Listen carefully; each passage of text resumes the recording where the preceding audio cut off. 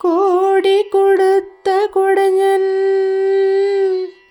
குடியிருந்த வீடும் கொடுத்த விழுச்செல்வன்